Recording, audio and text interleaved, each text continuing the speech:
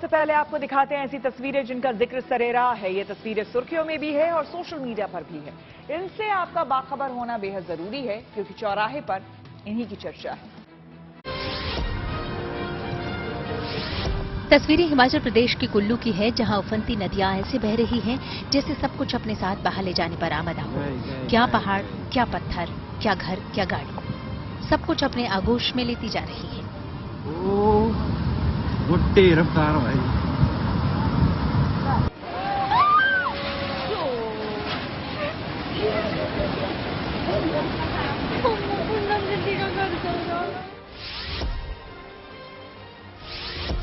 Monsoon की बारिश ने लोगों की मुश्किलें बढ़ा दी हैं। नदियां उफान पर हैं, घर बार तो डूब ही रहे हैं, जिंदगी की भी जंग है। ऐसे हालातों में एनडीआरएफ के जवान देवदूत बनकर लोगों की जिंदगी बचाने के मिशन में जुटे हैं। ऐसी ही ये तस्वीरें हिमाचल प्रदेश के मंडी की हैं, जिसमें एनडीआरएफ के जवान बाढ़ प्रभावित इलाकों में लोगों को सुरक्षित निकालते नजर आ रहे हैं। वाराणसी में टमाटर की सुरक्षा के लिए बाउंसर लगाने वाले दुकान मालिक और उसके बेटे को पुलिस ने गिरफ्तार कर लिया है। अब पुलिस सपा कार्यकर्ता अजय फौजी की तलाश कर रही है, जिसने दुकान के बाहर बाउंसर तैनात किए थे। दरअसल टमाटर की बढ़ी कीमतों को लेकर एक वीडियो वायरल हुआ, जिसे समाजवादी पार्टी अध्यक्ष अखिलेश यादव ने भी ट्वीट किया।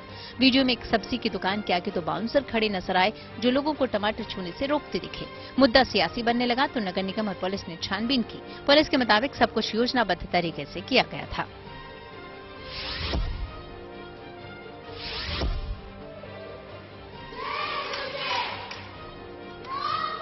ये तस्वीरें जम्मू की हैं, जहां लड़कियां आत्मरक्षा के गुर सीख रही हैं, अत्याचारों का जवाब देना सीख रही हैं और हथियार उठाना भी। विश्व हिंदू परिषद की ओर से आयोजित इस ट्रेनिंग कैंप में लड़कियां जहां योग और अभ्यास से मन को एकाग्र कर रही हैं, तो वहीं हथियार चलाने की ट्रेनिंग भी ले रही हैं, ताकि खुद को सुरक्षित रख सकें।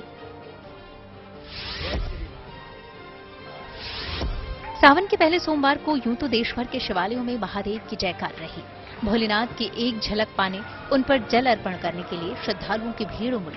लेकिन उज्जैन के महाकाल का भव्य श्रृंगार मन को मोहने वाला था। डमरू और घंटा ध्वनि के बीच पंडितों के मंत्रोच्चार से मानो पूरा वातावरण दिव्य हो उठा।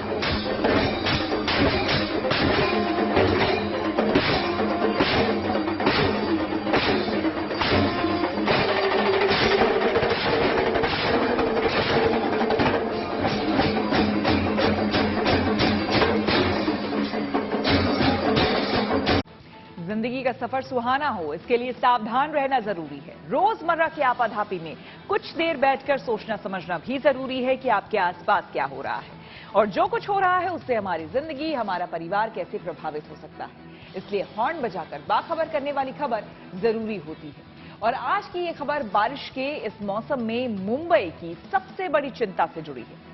जीएनटी ने मुंबई में अपनी मुहिम के तहत आपको सड़कों पर जल जमाव और गड्ढों की समस्या के साथ लैंडस्लाइड के खतरे दिखाए। लेकिन इसके साथ ही मुंबई में पुरानी जर्जर हो चुकी इमारतों की समस्या को समझना जरूरी है। इसकी वजह से हर साल हादसे होते हैं, कई लोग जख्मी होते हैं, कुछ लोगों को जान गंवानी पड़ती है। लेकिन लापरवाही ऐसी है कि ये सिलसिला खत्म नहीं होता। प्रशासन और बीएमसी इस मामले में गंभीर कदम उठाए, इसलिए हॉर्न बजाना जरूरी है।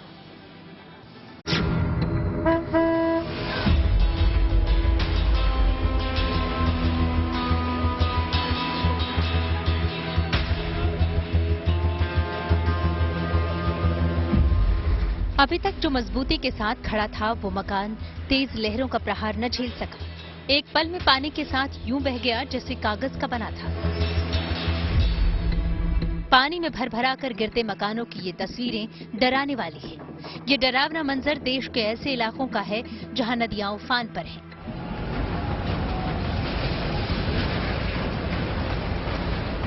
लेकिन बरसात में आशियानों के जमींदोज होने के पीछे सिर्फ नदी जिम्मेदार नहीं होती।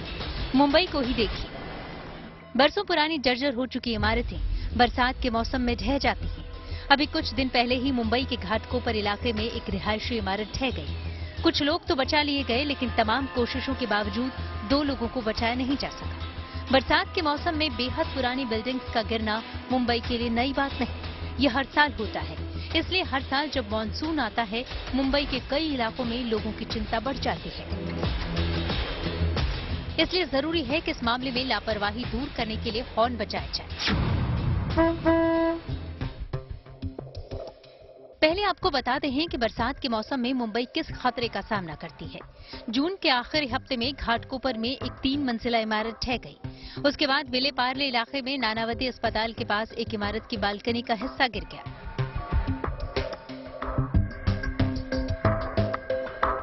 मुंबई में कई इलाके हैं जहां पुरानी इमारतें हैं। उनमें से कई इस हद तक जर्जर हो चुकी हैं कि बारिश के दिनों में ढह जाती हैं। इसलिए समय रहते उनकी पहचान करना और उनको खाली करवाना जरूरी होता है। हर साल 5 से 6 इमारतें ऐसी होती हैं जो हादसों का शिकार होती हैं और उसमें बहुत सारे लोगों की जान भी चली जाती है। बीएमसी हर साल एक लिस्ट जाहिर करती है। उस लिस्ट में मुंबई में जितनी भी जर्जर इमारतें हैं, अलग अलग कैटेगरीज जो हैं वो डिवाइड की जाती हैं। C1, C2 कैटेगरीज होती हैं। C1 कैटेगरी होती है जो बिल्डिंग, उसमें ये माना जाता है कि ये बिल्डिंग बिल्कुल भी रहने लायक नहीं है और उसको तुरंत खाली कर दिया जाए। मुंबई में ऐसे कई इलाके हैं जहां पर इस तरीके की बिल्डिंग्स हैं और हर साल हादसे होते हैं। कुर्ला हो गया, सायन हो गया, घाटकोपर हो गया, चेंबूर हो गया, मलाड हो गया, सांता क्रूज हो गया, अंधेरी हो गया। ये सारी ऐसी जगहें हैं जहां पर पुरानी बिल्डिंगें हैं और उसमें लोग भी कहीं रहते हैं। पुरानी बिल्डिंग की पहचान करके उनके खाली करवाने की जिम्मेदारी बीएमसी की है, लेकिन कहने की जरूरत नहीं कि इसमें अक्सर लापरवाही होती है। लोग भी खतरे को जानते समझते हुए उस बिल्डिंग को नहीं छोड़ते, क्योंकि उनके पास कोई दूसरा ठिकाना नहीं होता। फिर एक दिन वो बिल्डिंग जमींदोज हो जाती है। बीएमसी मॉनसून से पहले बड़े बड़े वादे करती है। बीएमसी हर साल, प्रशासन हर साल मॉनसून से पहले तैयारियां शुरू करती हैं। मॉनसून से 1 महीने पहले, 2 महीने पहले तैयारियां शुरू की जाती हैं। जो बिल्डिंग्स ऐसे हालात में होते हैं उनको नोटिस दी जाती है। मगर सबसे बड़ा सवाल यही उठता है कि पहले ये सब कार्रवाई क्यों नहीं की जाती। पुरानी हो चुकी इमारतों के मामले में बीएमसी की लापरवाही का खामियाजा हर तरह से लोगों को भुगतना पड़ता है। अगर बिल्डिंग खाली करवा दी गई तो उसके बाद वहां रहने वालों को दूसरी छत नसीब नहीं होती। लोगों का ये कहना होता है कि बिल्डिंग तो तोड़ दिया जाता है, बट प्रशासन और बीएमसी की तरफ से उनको कोई मदद नहीं मिलती है। इसका सबसे बड़ा कारण होता है कि एक तरफ उनकी बिल्डिंग तो पुरानी हो चुकी होती है, बट जाने के लिए कोई जगह नहीं होती। बीएमसी और बिल्डर के पेच में आम इंसान जो है वो फंसा हुआ रह जाता है। ऐसा ही कुछ हाल मुंबई के सैंड इलाके में स्थित पंजाबी कॉलोनी में रहने वाले लोगों का हुआ। घर पुराना था, लिहाजा बीएमसी ने तोड़ दिया, लेकिन वहां रहने वालों को किराए के घरों में जाना पड़ा। लंबा वक्त गुजर गया, लेकिन शिकायत है कि बिल्डर और बीएमसी के चक्कर में बिल्डिंग फिर बन नहीं पा रही।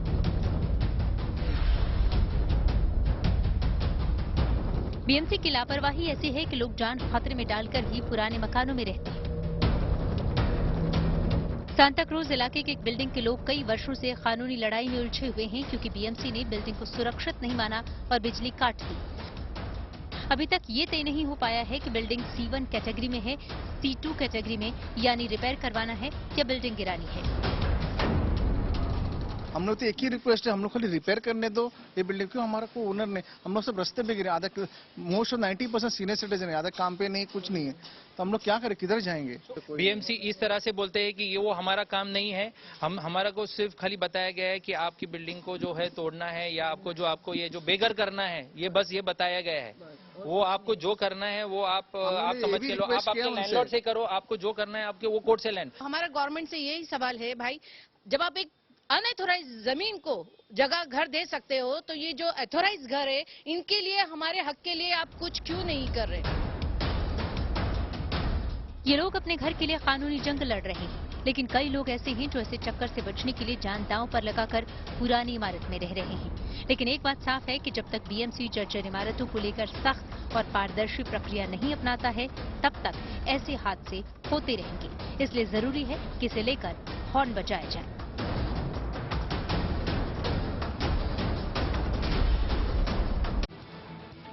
न्यूज पथ पर आगे है धन बाजार, जहां शेयर बाजार से लेकर कारोबार तक की सभी अहम खबरें होती हैं, जिसका सीधा रिश्ता आपकी आमदनी, आपकी जेब से होता है। तो तेज रफ्तार खबरों के बीच ये जरूरी खबरें छूट ना जाए, इसलिए आपको सीधे लिए चलते हैं धन बाजार। शेयर बाजार में उछाल देखने को मिला है। सेंसेक्स 63 अंक चढ़कर 65,340 पर बंद हुआ। इसके साथ ही निफ्टी में भी 24 अंकों की बढ़ोतरी देखी गई और निफ्टी 19,356 पर बंद हुआ। इस दौरान मेटल और टेलीकॉम समेत कई सेक्टरों के शेयरों में बढ़त रही, जबकि ज्यादातर बैंकिंग और टेक कंपनियों के शेयरों में गिरावट दर्ज की गई। दिल्ली सराफा बाजार में सोने के भाव में गिरावट दर्ज की गई। सोने का दाम 95 रुपए गिर गया और अब प्रति 10 ग्राम सोना 59,505 रुपए पर आ गया। हालांकि चांदी के दामों में कोई बदलाव नहीं हुआ है, यानी कि चांदी अब 71,500 रुपए प्रति किलोग्राम पर मिलेगी। सुप्रीम कोर्ट ने बिना आईडी प्रूफ के 2000 के नोट बदलने के आरबीआई के आदेश के खिलाफ याचिका को खारिज कर दिया। सुप्रीम कोर्ट ने याचिका खारिज करते हुए कहा कि 2000 के नोट बिना किसी आईडी प्रूफ के बदले जाते रहेंगे। ये आरबीआई का पॉलिसी डिसीजन है। इससे पहले दिल्ली हाईकोर्ट ने भी मामले में दखल देने से इनकार कर दिया था। वहीं आरबीआई ने लोगों से 30 सितंबर 2023 तक 2000 के नोटों को बदलने की अपील की है।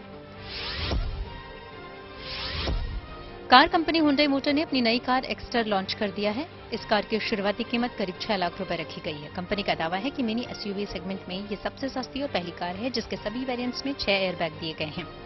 हालांकि कार में माइलेज कितना मिलेगा इसकी कंपनी ने घोषणा नहीं की है। इस कार को ग्राहक 11,000 रुपए टोकन मनी देकर बुक करा सकते हैं। और अब रुक करते हैं प्रगति मार्ग का, जहां ऐसी खबरें हैं जो कि देश की तरक्की, प्रगति और लोगों की काबिलियत दिखाती है। अयोध्या में राम मंदिर का गर्भगृह लगभग बनकर तैयार हो गया है और प्रथम तल का काम भी शुरू हो गया है। राम मंदिर ट्रस्ट ने पहली बार मीडिया को यहां आने की इजाजत दी। अयोध्या में बन रहे रामलला के इस मंदिर के कई मायने हैं और ये कई मायनों में खास है। राम भक्त इधर से गुजरे तो नजरें थम जाए। अवधपुरी प्रभु आवत जानी, भई सकल शोभा के खानी। प्रभु जब अवधपुरी आते हैं तो पूरी अयोध्या मानो शोभायमान हो उठती है। उसी अवधपुरी की एक बार फिर से हम लोग उसका दर्शन कर रहे हैं। श्रृंगार अवधपुरी का हो रहा है और ये श्रृंगार खासतौर पर उस भव्य मंदिर के रूप में है जो मंदिर प्रभु श्री राम का होगा। यानी कैसा होगा वो धाम जहां विराजेंगे बाल्य रूप में श्री राम। ये है मंदिर का गर्भगृह, जिसकी दीवारें सफेद संगमरमर की हैं। मकराना के इन सफेद मार्बल्स पर खूबसूरत नक्काशी ध्यान खींचती है। और ये है धर्म ध्वजा, यहीं विराजेंगे रामलला। श्री राम तीर्थ क्षेत्र ट्रस्ट का दावा है कि मूर्ति ऐसी होगी कि लोग नजरें न हटा पाएं, मुस्कान ऐसी कि लोग सम्मोहित होकर ठगे से रह जाएं। कद इतना कि लाखों की भीड़ में भी भक्त अपने भगवान को देखने से चूक न जाए। ऐसी तस्वीर बनाने के लिए कलाकार जी जान से जुटे हैं ताकि समय पर मूर्ति की प्राण प्रतिष्ठा हो सके। ऐसे एक है गंडकी शिला जो नेपाल से आई है, दूसरा है संगमरमर और तीसरा कर्नाटक से आया हुआ सोप स्टोन। ये तीनों के कलाकार अलग अलग हैं। ये तीनों एक साथ बना रहे अलग अलग जगह पे। उनके लिए दी गई प्रारूप मूर्ति जो है एक ही है, पेंटिंग एक ही है। अपने हिसाब से अपना काम कर रहे हैं। हो सकता है तो उसमें से सबसे उत्तम मूर्ति रहेगी वो अपनी जगह पे आ जाएगी। राम लल्ला ही उसी को जीवित करेंगे। मंदिर अभी पूरी तरह बना नहीं है, लेकिन ढांचा बता रहा है कि आने वाले समय में मंदिर कितना भव्य दिखेगा। दीवारें बता रही हैं कि ये मंदिर दुनिया के मानचित्र पर कितना खास होगा। यूं कहिए कि राम के इस धाम में सब कुछ राममय है। एक सूत्र में सबको बांधने का कौशल, सबको साथ लेकर चलने की कला, जो भारतीय जनमानस के लिए राम के पद चिन्ह है। राम की उस पहचान को मंदिर के निर्माण में समाहित कर दिया गया है। मंदिर को आकार देने वाले कारीगर हों या मंदिर के निर्माण में लगने वाला सामान, इसमें देश के हर क्षेत्र, हर तबके का योगदान है। मंदिर की नींव से लेकर दीवारों पर उकेरी मूर्तियों और नक्काशी से लेकर द्वार पर बने झरोखे तक में संपूर्ण भारत को एक सूत्र में पिरोने का संकल्प दिखता है।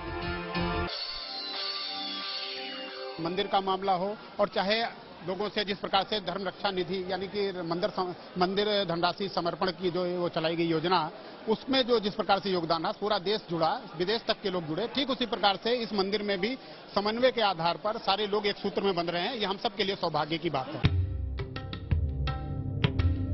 रामलला के इस मंदिर में राजस्थान के बंशी पहाड़पुर के गुलाबी पत्थर लगे हैं, तो खिड़की दरवाजे के लिए महाराष्ट्र के बयाना के सागौन की लकड़ी का इस्तेमाल हो रहा है।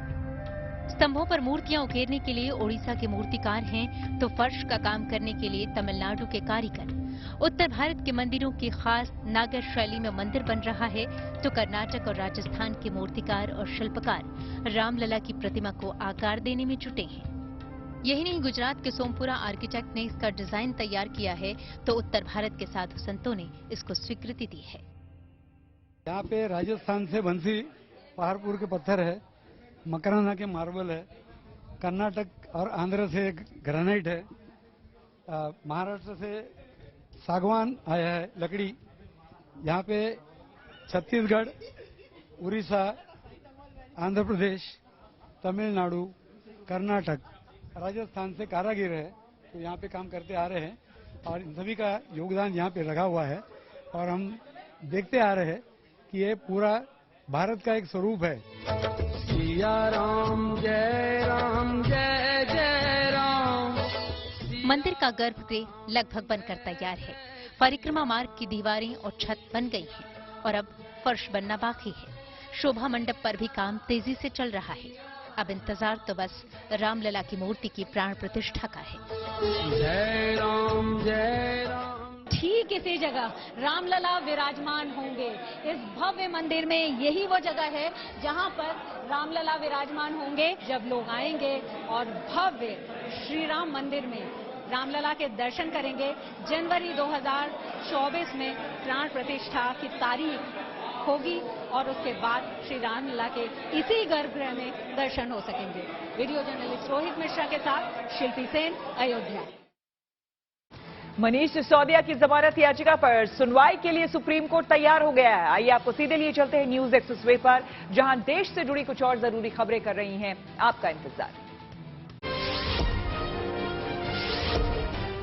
पीएम मोदी के फ्रांस दौरे में बड़े रक्षा सौदे पर मुहर लग सकती है। खबर है कि नौसेना की मजबूती के लिए भारत 96,000 करोड़ से 26 राइफल, 3 स्कॉर्पियन पनडुब्बी खरीदेगा। पीएम मोदी 14 जुलाई को फ्रांस जाएंगे। पंचायत चुनाव में हिंसा को लेकर पश्चिम बंगाल के गवर्नर सीवी आनंद बोस ने गृहमंत्री अमित शाह से मुलाकात की। मीडिया से बातचीत में राज्यपाल ने कहा कि पश्चिम बंगाल में अभी भी अंधकार कायम है। इस बीच बीजेपी ने मामले की तह तक जाने के लिए फैक्ट फाइंडिंग कमेटी बनाई है। रविशंकर प्रसाद को 4 सदस्यों वाली इस कमेटी का संयोजक बनाया गया है। शराब नीति घोटाले में मनीष सिसोदिया की जमानत याचिका पर सुनवाई के लिए सुप्रीम कोर्ट तैयार हो गया है। 14 जुलाई को सुप्रीम कोर्ट इस पर सुनवाई करेगा। सिसोदिया की ओर से वरिष्ठ वकील और कांग्रेस नेता अभिषेक मनु सिंघवी ने सिसोदिया की पत्नी की बीमारी का हवाला दिया। इससे पहले सिसोदिया की जमानत याचिका दिल्ली हाईकोर्ट ने खारिज कर दी थी। मध्य प्रदेश सरकार ने राज्य में आर्थिक रूप से कमजोर गृहिणी महिलाओं को हर महीने 10,000 रुपए देने का ऐलान किया। सीएम शिवराज सिंह चौहान ने इस बात की घोषणा करते हुए कहा कि ये महिलाएं केवल 2% की ब्याज दर पर बैंक से कर्ज भी ले सकेंगी और इसे चुकाने की गारंटी भी सरकार की होगी। कर्नाटक के मुख्यमंत्री सिद्धारमैया और उप मुख्यमंत्री डीके शिवकुमार ने अन्न भाग्य योजना के तहत डीबीटी यानी सीधे नकद हस्तांतरण की शुरुआत की। मतलब अब इस योजना के लाभार्थियों को 5 किलो चावल की जगह उनके बैंक खातों में 5 किलो चावल की कीमत जमा की जाएगी। इस दौरान सिद्धारमैया ने कहा कि अन्न भाग्य योजना के लिए सीधा नकद हस्तांतरण तब तक जारी रहेगा जब तक हम चावल खरीद नहीं लेते। न्यूज पथ के सफर में आगे पब्लिक होर्डिंग पर विदेश में खुलने जा रहे पहले आईआईटी कैंपस से जुड़ी एक बड़ी खबर है। आईआईटी मद्रास ने पहले विदेशी कैंपस की कमान एक महिला को सौंपने का फैसला किया है। आपको बता दें कि आईआईटी मद्रास तंजानिया के जंजीबार में पहला विदेशी कैंपस खोलने जा रहा है। आईआईटी मद्रास के जंजीबार कैंपस का डायरेक्टर प्रीति अगलायम को बनाया गया है। इसके साथ ही प्रीति अगलायम ने आईआईटी की पहली महिला डायरेक्टर बनने की उपलब्धि भी हासिल की है। नई जिम्मेदारी मिलने पर प्रीति अगलायम ने कहा कि ये इंस्टीट्यूट और देश के लिए इतनी बड़ी जिम्मेदारी संभालना उनके लिए बड़े सम्मान की बात है। प्रीति अगलायम ने 1995 में आईआईटी मद्रास से केमिकल इंजीनियरिंग में बीटेक किया था। फिर अमेरिका से पीएचडी करने के बाद अगलायम साल 2010 में आईआईटी मद्रास से जुड़ गई थी और अभी आईआईटी मद्रास के केमिकल इंजीनियरिंग डिपार्टमेंट में प्रोफेसर के पद पर काम कर रही हैं। जानकारी के मुताबिक प्रीति अगलायम की कमान में आईआईटी का जंजीबार कैंपस में पहला बैच इसी साल अक्टूबर में शुरू होगा। पहले एकेडमिक सेशन की शुरुआत 2 फुल टाइम प्रोग्राम से होगी, जिसके लिए आवेदन शुरू हो चुका है। रूस यूक्रेन जंग के बीच नेटो देशों की बैठक होने जा रही है। आइए आपको सीधे लिए चलते हैं न्यूज एक्सप्रेसवे पर, जहां विदेश से जुड़ी कुछ और जरूरी खबरें कर रही हैं आपका इंतजार। अमेरिका के राष्ट्रपति जो बाइडेन इन दिनों ब्रिटेन के दौरे पर हैं। इस दौरान अमेरिका के राष्ट्रपति बाइडेन लिथुआनिया में नाटो शिखर सम्मेलन में शामिल होंगे। बता दें कि 11 और 12 जुलाई को नाटो की बैठक होगी। हालांकि इस बैठक के जरिए नाटो देश रूस यूक्रेन जंग में यूक्रेन के साथ एकजुटता दिखाएंगे। वहीं नाटो में स्वीडन के शामिल करने को लेकर तुर्की ने अपना विरोध जताया है। अमेरिका के न्यूयॉर्क में बारिश की वजह से बाढ़ जैसे हालात बन गए। न्यूयॉर्क के हडसन वैली से आई ताजा तस्वीरों में दिख रहा है कि सड़कें पानी से तालाब बन गई हैं।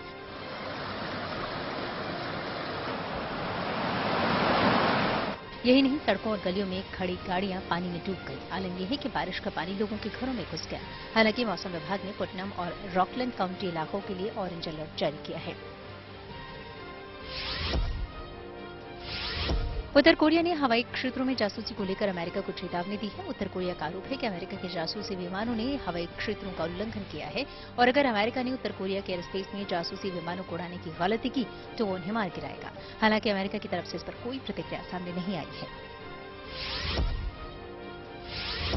अमेरिकी सेना का दावा है कि उसने पूर्वी सीरिया में इस्लामिक स्टेट आईएसआईएस आतंकी उसामा अल मुहाजिर को मार गिराया है। रॉयटर्स की रिपोर्ट के मुताबिक यूएस सेंट्रल कमांड ने पूर्वी सीरिया में MQ-9 ड्रोन से स्ट्राइक की थी, जिसमें आतंकी आईएसआईएस उसामा अल मुहाजिर ढेर हो गया। हालांकि इस ऑपरेशन में कोई आम नागरिक नहीं मारा गया है। इसके साथ ही अमेरिकी सेना ने यह भी दावा किया है कि इस अटैक के लिए उसी ड्रोन का इस्तेमाल किया गया जिसका रूसी जेट ने रास्ता रोका था।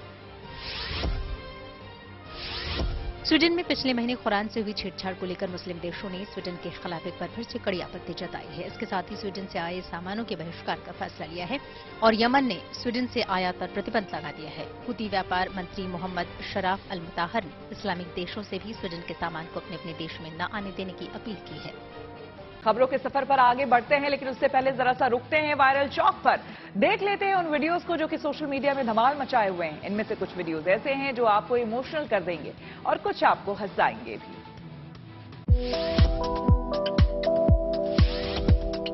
सोशल मीडिया पर यह वीडियो इन दिनों खूब वायरल हो रहा है। वायरल वीडियो में देखा जा सकता है कि किसी पार्क में एक पांडा कुर्सी पर बैठा होता है। तभी अचानक से उसका बैलेंस बिगड़ता है और वो कुर्सी से नीचे गिर जाता है।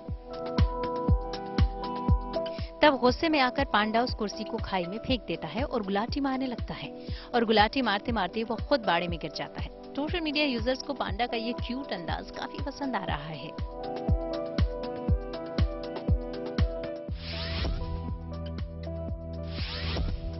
वायरल इस वीडियो में दिख रहा ये कौवा बेहद समझदार है। पहले तो ये कौवा एक के ऊपर एक रखी छोटी बाल्टियों को गुस्से में फेंक देता है और नतीजा ये होता है कि उसे भूखा रहना पड़ता है। लेकिन भूख से परेशान कौवा फिर से बाल्टियों को एक के ऊपर एक रखता है और उसका काम जैसे ही पूरा होता है वो पास में ही मौजूद शख्स के हाथ में से चारा लेकर खाने लगता है। सोशल मीडिया पर कौवे की समझदारी की लोग तारीफें कर रहे हैं।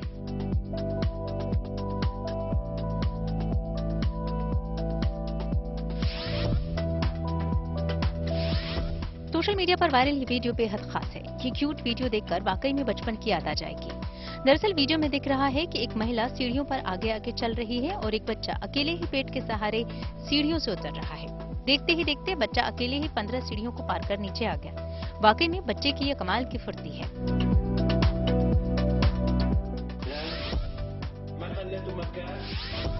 अब इस वीडियो पर एक नजर डालें। वीडियो में एक शख्स डॉगी को डांट रहा होता है। दरअसल डॉगी ने घर में रखे कुर्सी को तोड़ दिया और जब घर का मालिक डॉगी से पूछता है कि कुर्सी किसने तोड़ी तो डॉगी ने अपने साथी की तरफ इशारा कर दिया।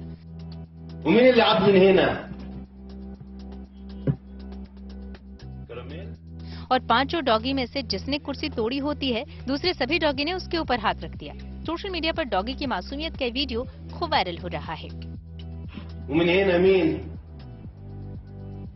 مين انت يا كراميل प्यार को समझने के लिए जुबान नहीं बल्कि दिल की जरूरत होती है। ये बात इस वीडियो को देखकर समझा जा सकता है। वीडियो में दिख रहा है कि एक पपी भेड़ों के झुंड में अकेले ही चल रहा होता है और भेड़ उसे लाड़ प्यार करती नजर आ रही है। बेशक ये भेड़ों का बच्चा नहीं है, लेकिन भेड़ों ने पपी को खूब प्यार दिया और पपी भी बेखौफ होकर भेड़ों के झुंड में मस्ती करने लगा। और न्यूज पथ पर अब सोशल अड्डा पर थोड़ा सा रुकते हैं और आज के मुद्दे पर लोगों की राय जानते हैं। सोशल अड्डा में आज का मुद्दा राजस्थान से जुड़ा है। राजस्थान में इस साल विधानसभा चुनाव होने हैं। चुनाव से पहले गहलोत सरकार जनता को लुभाने के लिए आए दिन नए नए कदम उठा रही है। इसी कड़ी में राजस्थान की कांग्रेस सरकार अब राज्य के लोगों को इनाम जीतने का मौका दे रही है। राजस्थान के मुख्यमंत्री अशोक गहलोत ने लोगों के लिए जन सम्मान नाम का एक वीडियो कॉन्टेस्ट शुरू किया है। इस वीडियो कॉन्टेस्ट में हिस्सा लेकर लोग रोजाना 2,75,000 रुपए के इनाम जीत सकते हैं। सीएम गहलोत ने एक वीडियो संदेश जारी कर जन सम्मान प्रतियोगिता के बारे में जानकारी दी।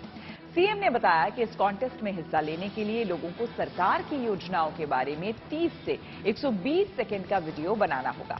फिर इस वीडियो को #जनसम्मान_जय_राजस्थान टैग के साथ कम से कम अपने 2 सोशल मीडिया अकाउंट पर अपलोड करना होगा। इसके बाद सोशल मीडिया प्लेटफॉर्म पर अपलोड किए गए वीडियो लिंक की जानकारी सरकारी पोर्टल जनसम्मान.rajasthan.gov.in पर देनी होगी। इसके बाद सरकार इन वीडियो लिंक्स के जरिए रोजाना 103 विजेताओं की घोषणा करेगी। रोजाना पुरस्कार पाने वालों में पहले विजेता को 1 लाख रुपए, दूसरे विजेता को 50,000 रुपए और तीसरे विजेता को 25,000 रुपए दिए जाएंगे। इसके अलावा कॉन्टेस्ट में हिस्सा लेने वाले 100 लोगों को 1,000 रुपए का प्रेरणा पुरस्कार भी दिया जाएगा। इस वीडियो कॉन्टेस्ट में राजस्थान के 13 साल से ज्यादा उम्र के लोग हिस्सा ले सकते हैं। 7 जुलाई से शुरू हुए इस कॉन्टेस्ट में लोग 6 अगस्त तक अपने वीडियो अपलोड कर सकते हैं। राजस्थान के सीएम अशोक गहलोत ने उम्मीद जताई है कि इस वीडियो कॉन्टेस्ट के जरिए ज्यादा से ज्यादा लोग सरकारी योजनाओं से जुड़ पाएंगे। अशोक गहलोत वीडियो कॉन्टेस्ट लेकर आए महंगाई राहत कैंप का, फायदा मिलेगा आपको लगता है इससे चुनाव में? इधर देख ले सर। हम बिल्कुल अशोक गहलोत जीतेगा यार अब की बार। आपकी जीतेगा? हाँ बिल्कुल जीतेगा। सारी महंगाई राहत कैंप पे आपने रजिस्टर करवाया है? नहीं कराया।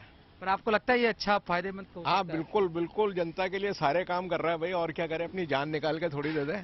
बढ़िया लेके आए, गरीबों के लिए अच्छा सोचा उन्होंने, और जो है वो बढ़िया कर रहे हैं इस टाइम, उनका नाम भी अच्छा हो रहा है। आपकी क्या राय है? ये फ्री वाली जो योजना है ये गलत है। ये गलत है? उससे भार पब्लिक पे ही पड़ता है अल्टीमेटली। आपको जो टैक्स देता है ना उस पे ज्यादा भार पड़ता है। टैक्स देता है उस पे ज्यादा भार पड़ता है, क्योंकि अल्टीमेटली कहीं ना कहीं से तो पैसा निकलेगा ही। ऐसा है जो एन प्रेजेंट टाइम पे जो सुविधा दे रही है वो तो पब्लिक के लिए फायदा ही है। बाकी आने वाले समय के लिए अगली सरकार क्या योजनाएं बनाती है, कितना टैक्स बढ़ाती है, वो पब्लिक के लिए भारी है। जितना गवर्नमेंट बेनिफिट देगी उतना पब्लिक के लिए भारी है। सरकार लोगों से कह रही है कि आप वीडियो बनाइए जो आपको लाभ मिला है सरकारी योजना का, और उसके बदले में आपको पैसा मिलेगा, इनाम मिलेगा। इसके बारे में क्या सोचते हैं? नहीं सर, ऐसा कोई फिक्स नहीं है। ऐसी किसी सरकार की योजना नहीं है, सिर्फ लोगों को गुमराह कर रहे हैं। इसके अलावा और कुछ नहीं है सर, सिर्फ लोगों को गुमराह करने का, इसके अलावा और कुछ भी नहीं है। तो बिजली भी वो 100 यूनिट तो फ्री नहीं आ रही। नहीं आ रही सर। जो चीज बोली गई है वो तो अभी यूज खान किए जा रहे हैं, उसके लिए बताते कुछ है, करते कुछ है। बताया कुछ चिरंजीवी के लिए बताया, उसके आज तक कोई राहत नहीं मिली। 100 यूनिट फ्री की थी, उसमें भी अलग अलग कंडीशन लगा दी उन्होंने। आप बताइए महंगाई राहत कैंप से फायदा होगा? सर क्यों नहीं होगा, अच्छी योजना गरीबों के लिए। बहुत बढ़िया है। बहुत बढ़िया है। कुछ लोग कहते हैं फ्री में बांटने का कल्चर ठीक नहीं है।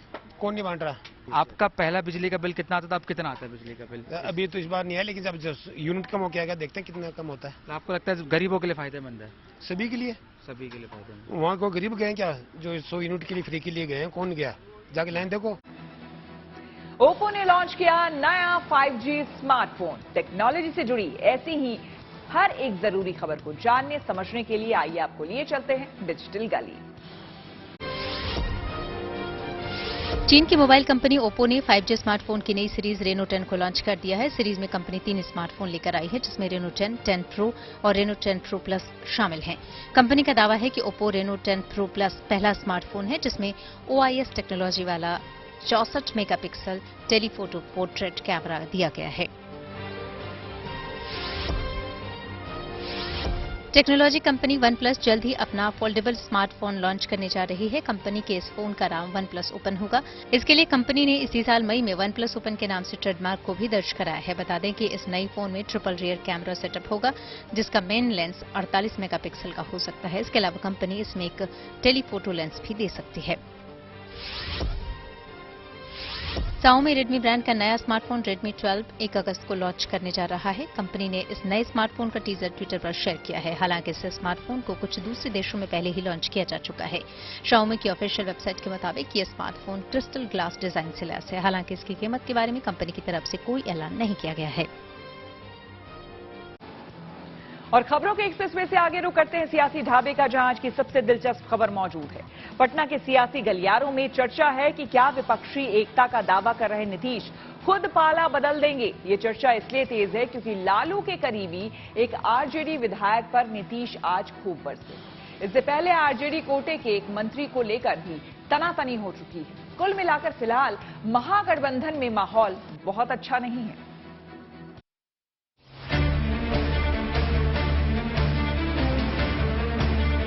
तस्वीरों में दिखता कुछ है और होता कुछ है, यही सियासत है। कमोबेश ऐसा ही इस तस्वीर के लिए भी कहा जा सकता है। असल में ये फोटो अपॉर्चुनिटी ही थी ताकि जनता को लगे कि महागठबंधन यानी कि जेडीयू और आरजेडी में सब ठीक ठाक है। पर सियासत को करीब से जानने वाले मानते हैं कि ऐसा है नहीं। मॉनसून सत्र के पहले दिन मुख्यमंत्री नीतीश कुमार पूर्व मुख्यमंत्री लालू यादव के दोनों बेटों के साथ एक ही गाड़ी में विधानसभा पहुंचना तनातनी की खबरों को खारिज करने की कोशिश थी। पर थोड़ी देर में ही कुछ ऐसा हुआ कि दूरियों की खबर और गर्म हो गई। विधानसभा में ही महागठबंधन की बैठक हुई, जिसमें नीतीश कुमार ने सुनील सिंह समेत आरजेडी के कुछ विधायकों को फटकार लगा दी। बता दें कि नीतीश कुमार के कोप भाजन का शिकार होने वाले सुनील सिंह लालू परिवार के बेहद करीबी हैं। साफ नहीं हुआ। उन्होंने माननीय मुख्यमंत्री जी ने आज सुनील सिंह जी के बारे में बोला कि आप अमित शाह जी के टच में हैं, आप भारतीय जनता पार्टी से चुनाव लड़ना चाहते हैं लोकसभा। ये खबर है, ये गलत है। आप महागठबंधन में जब तो महागठबंधन बने रहिए। जंगल राज को याद दिलाने लगा, कोई डॉक्टर की किडनैपिंग को याद दिलाने लगा। और देखिए, हम फिर आपको बताते हैं कि हमारे राष्ट्रीय अध्यक्ष जी ने स्पष्ट मना किया है कि कोई भी तरह का आपको बयान नहीं देना है, न हाँ बोलना है न ना बोलना है। बताया जा रहा है कि जब नीतीश ने आपा खोया तो सुनील सिंह ने भी जवाब दिया और बात बिगड़ता देख तेजस्वी को बीच बचाव करना पड़ा। इसके बाद आरजेडी विधायकों की बैठक हुई, जिसमें लालू भी शामिल हुए, जिन्होंने मामले को संभाल लिया। लेकिन महागठबंधन में खटपट की इस खबर को बीजेपी ने लपक लिया। हमको तो उस समय भी घोर निराशा हुआ कि आप बोलते हैं कि भाजपा के बोली। अरे भाई, भाजपा का बोली आपसे भी बेहतर कोई बोल सकता है क्या? हाल तक तो लल्ला लल्ला लोरी या दूध की कटोरी, आप वहीं बैठ करके मलाई बर्फ खा रहे थे और आप दूसरे पर आरोप लगा रहे हैं। वो कह रहे हैं कि आप बीजेपी के संपर्क में हैं, तो बीजेपी के संपर्क में रहना कोई खराब बात तो है ही नहीं। अब उस संपर्क में है कि नहीं सुनील जी, मैं नहीं जानता हूँ। अब इस तनातनी के पीछे की राजनीति समझ लीजिए। आरजेडी के कोटे से शिक्षा मंत्रालय संभाल रहे चंद्रशेखर और उनके एडिशनल चीफ सेक्रेटरी के बीच ठनी हुई है। विवाद आगे बढ़ा तो सुनील सिंह बीच में कूदे और इशारे में नीतीश पर हमला बोल दिया। इस पर नीतीश के करीबी अशोक चौधरी ने पलटवार किया, लेकिन मामला हाथ से निकलता उससे पहले ही लालू यादव ने चंद्रशेखर से मुलाकात करके नीतीश से सुलह करा दिया। ऐसा लगा कि बात आई गई खत्म हुई, लेकिन मॉनसून सत्र के पहले दिन ही जब नीतीश कुमार ने सुनील सिंह पर बीजेपी से नजदीकी बढ़ाने का आरोप लगाकर डपट दिया तो ना तेजस्वी कुछ कह पाए और ना लालू। लेकिन एक बात साफ हो गई कि दोनों पार्टियों के नेताओं में खींचतान है। एक और बात नोटिस की गई कि 2 दिन पहले राजकीय राजगीर मलमास मेला में जो बैनर और पोस्टर लगाए गए, उसमें कहीं भी तेजस्वी यादव और तेज प्रताप यादव को जगह नहीं दी गई। और ये तब हुआ जब नीतीश के पाला बदलने की चर्चा एक बार फिर गर्म है। बीजेपी ने नीतीश कुमार के लिए अपने सारे रास्ते बंद कर दिए हैं, इसलिए नीतीश जी की मजबूरी है कि चाहे वो ब्लैकमेल करे, गालियां दे, कुछ भी करें, तेजस्वी यादव लालू के साथ रहना, नहीं तो वो मुख्यमंत्री की गद्दी भी चली जाएगी। अब बाकी क्यों बैठा कर ले गए? अब तेजस्वी यादव तो पिछले 25 दिनों से विदेश में दौरा कर रहे थे, यहाँ की गर्मी उनको बर्दाश्त नहीं हो रही थी, ऐश आराम मौज मस्ती करने विदेश चले गए थे। आज वो प्रकट हो गए हैं, उन पर तो चार्जशीट फाइल हो चुकी है। लोग पूछ रहे कि चार्जशीट का क्या हुआ, लोग पूछ रहे कि 10 लाख सरकारी नौकरी का क्या हुआ। राजनीति में कब और कहां करवट बदल जाए कहना मुश्किल होता है। कयास लगाए जा रहे हैं कि अभी जो विपक्षी एकता के सूत्रधार हैं हो सकता है कल महागठबंधन तोड़कर निकल जाए, क्योंकि चर्चा गर्म है कि आरजेडी के मंत्रियों और विधायकों का बर्ताव एक बार फिर नीतीश को असहज कर रहा है। Bureau report, good news today.